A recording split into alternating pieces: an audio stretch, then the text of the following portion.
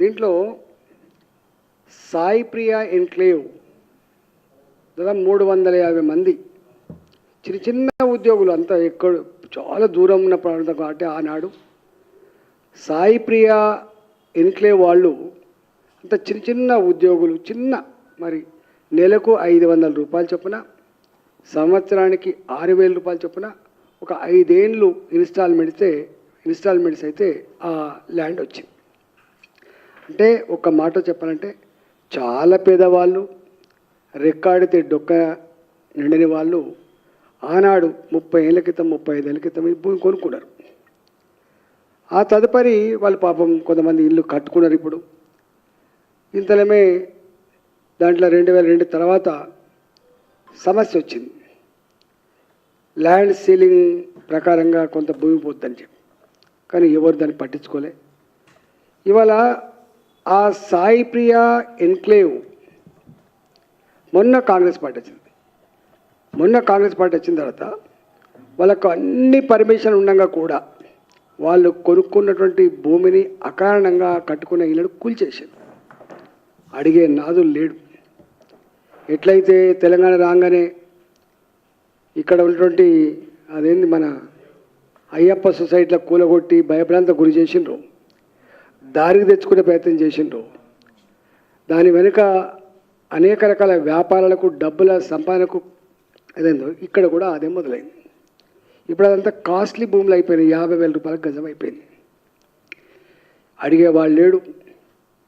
కనీసం వాళ్ళు ఏమైంది అంటే అప్పటి కలెక్టర్లు, అప్పటి ఆర్డీఓలు, అప్పటి ఎంఆర్ఓలు ఎందుకు పర్మిషన్ ఇచ్చినట్టు, ఎందుకు వాళ్లకు జిహెచ్ఎంసీ వాళ్ళు కూడా పర్మిషన్ ఇచ్చినట్టు, కొంతమంది లోన్స్ కూడా తీసినట్టు ఇంతవరకు ఎవరు ఆలోచన చేస్తలేరు.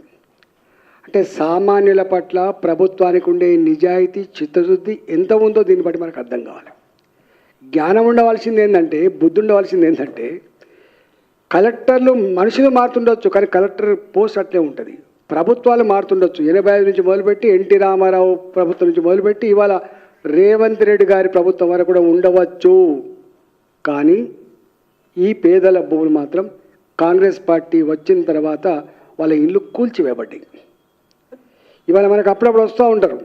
మీరు చూసిన ఎల్బీ నగర్లో ఈ భూములన్నీ కూడా ప్రభుత్వ భూములు, పురంబోగు భూములు అని చెప్పి 30 ఏళ్ళ తర్వాత ఆనాడు కొనుక్కున్న భూములు, బాజాప్తా పర్మిషన్ తీసుకున్న భూములు, బ్యాంకు రుణాలు తీసుకొని ఇండ్లు కట్టుకున్నటువంటి ఇండ్లు 30 ఏళ్ళుగా ఉంటుంటే ఎల్బీ నగర్లో మొన్న కేసీఆర్ గారు వచ్చిన తర్వాత మునుగోడు ఎన్నికల సందర్భంగా జీవో నంబర్ 118 అని చెప్పి రెగ్యులైజ్ చేసే ప్రయత్నం చేసిందంటే ఎంత దారుణమైన సిస్టమ్ ఉందో మనకు అర్థం కావాలి. ఇక్కడ ఉప్పల్లో 40 ఏళ్ళ క్రితం కట్టుకున్నారు వాళ్ళ ఇల్లు, కాలనీలు అవన్నీ కూడా. భూములు చేతులు మారడం కాదు, ఇల్లు కూడా చేతులు మారిపోయినాయి. కట్టుకున్న వాళ్ళు అమ్ముకున్నారు, మళ్ళీ అమ్ముకున్నారు. ఇట్లా బోడుప్పల్లో ఆ భూములు ఇవాళ వక్ భూములు అని చెప్పి వాళ్ళని ఇబ్బంది పెడుతున్నారు 40 ఏళ్ళ తర్వాత. అంటే వ్యవస్థ, రాజ్యం అనేది ప్రజలకు ఏమైనా సమస్య వస్తే ఆ సమస్యను పరిష్కరించేదిగా ఉండాలి. కానీ రాజ్యమే హింస పెట్టేటువంటి దౌర్భాగ్య పరిస్థితి దాపురించింది ఆనాడు ఆ ప్రభుత్వంలో, ఈనాడు రేవంత్ రెడ్డి గారి ప్రభుత్వంలో కూడా దాపురించింది. దీంట్లో ఒక చిన్న బిట్టు ఇవాళ పొద్దున ఎంత దుర్మార్గంగా అంటే 6 మంది పాపం, వాళ్ళంతా చిన్న వాళ్ళు, మామూలు వాళ్ళు కొనుక్కున్న గజాలు రజనీ కుమార్ 110 గజాలు 50,000 పైచీలకు పెట్టి కొనుక్కున్నాడు గజం. అదేవిధంగా మల్లేష్ 147 గజాలు 147 యార్డ్స్. జనరల్గా అక్కడ కొనుక్కుంటోళ్ళు పైసలు ఉన్నోడు అక్కడ కొనుక్కుంటారా ఫస్ట్.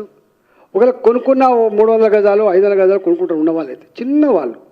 వీళ్ళంతా కూడా కింద ఫ్లోరింగ్ వేసేటోళ్ళు, లేదా ప్లంబింగ్ పని చేసేవాళ్ళు, లేదా సెంట్రింగ్ పని చేసేవాళ్ళు, లేదా ప్రైవేటు కంపెనీలో పనిచేసే వాళ్ళు తప్ప ఇంకోటి కాదు. రజనీ కుమార్ 110 గజాలు బేకరీ నడుపుకుంటాడు. మల్లేష్ మేస్త్రి పని చేస్తాడు 147 యార్డ్స్. అదేవిధంగా బృంద, ఈమె ప్రభుత్వ ఉద్యోగి, ఆంధ్రలో ఎప్పుడో కొనుక్కున్నది ఆమె 320 యార్డ్స్, 2009లో కొనుక్కుందట ఆమె.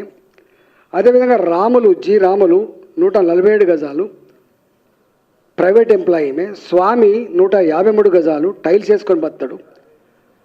ఇట్లా రంజిత్ కుమార్ వాళ్ళిద్దరు ప్రైవేట్ ఎంప్లాయీస్ 150 గజాలు 150 గజాలు, సుధాకర్ 153 గజాలు.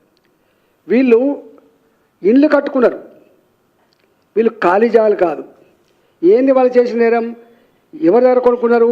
ఇవాళ ఏ నాయకుడైతే మన కాంగ్రెస్ పార్టీకి పోయిండో రామ్దాస్ గౌడ్ నుంచి, రామ్దాస్ గౌడేనా,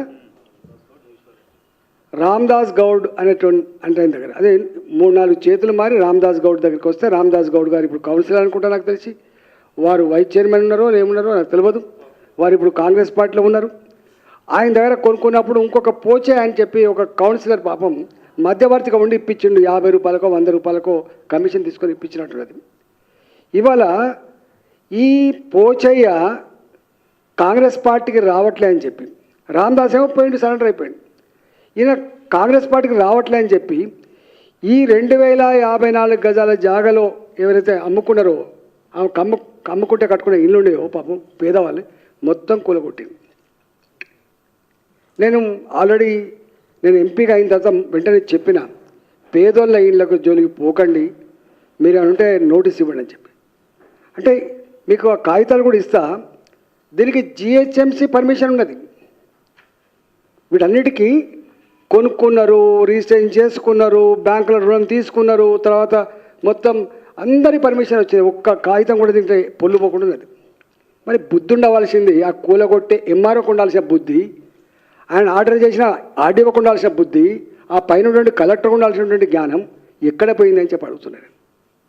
నీకు నీ పాత కలెక్టరే కదా, నీవే పొజిషన్కి అయితే వచ్చినావో, నీ ఆఫీస్ ఎవరైతే నువ్వు నడుపుకుంటూ